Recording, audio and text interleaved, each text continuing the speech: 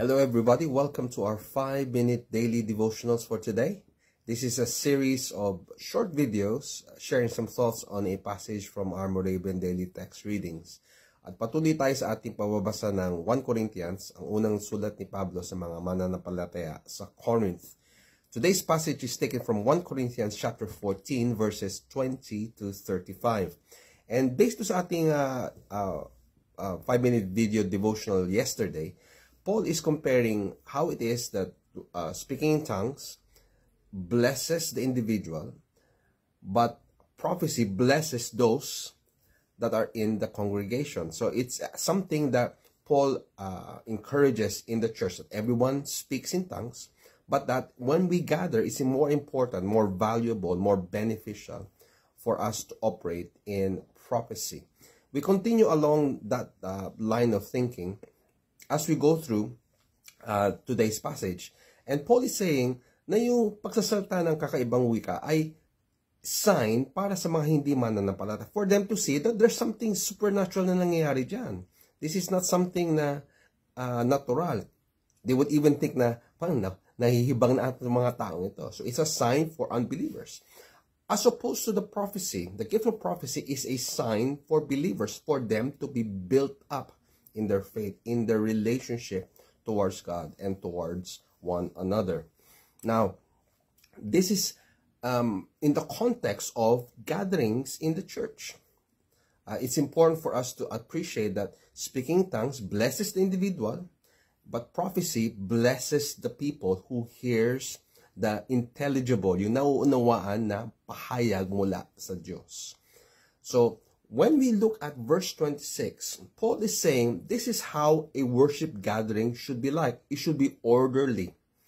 And Paul says that all of these things, whether you speak in tongues, require interpretation, or you give out words of prophecy, which blesses the congregation, it's important for us to appreciate that this is intended by God to build the church up, to build each and every member of the congregation.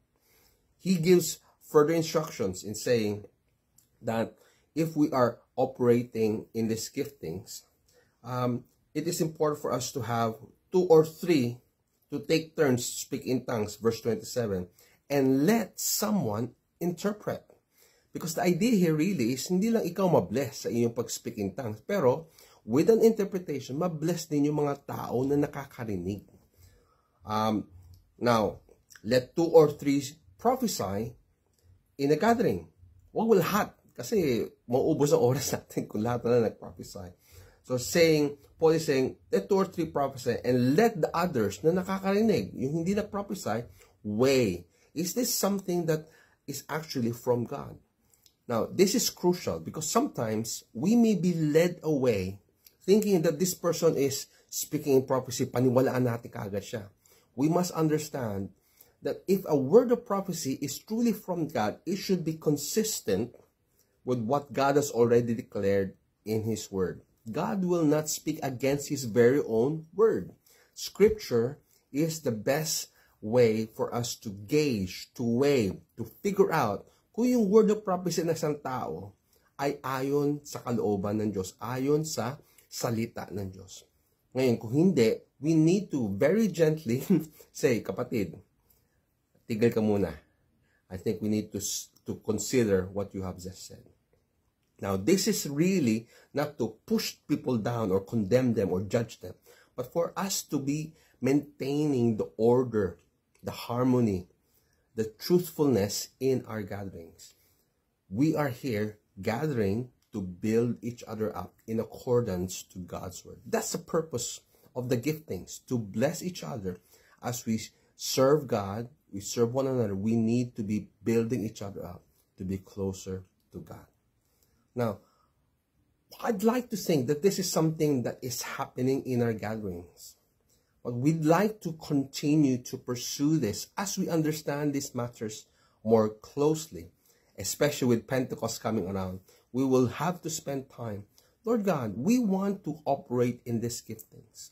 I want to be blessed whenever I speak in tongues. But I also want to bless other people through words of prophecy. Let us desire these things.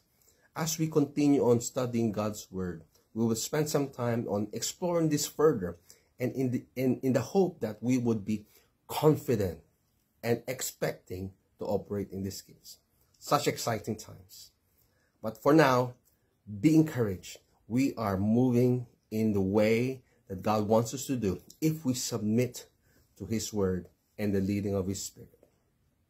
May God bless you as you live out and follow God's Word.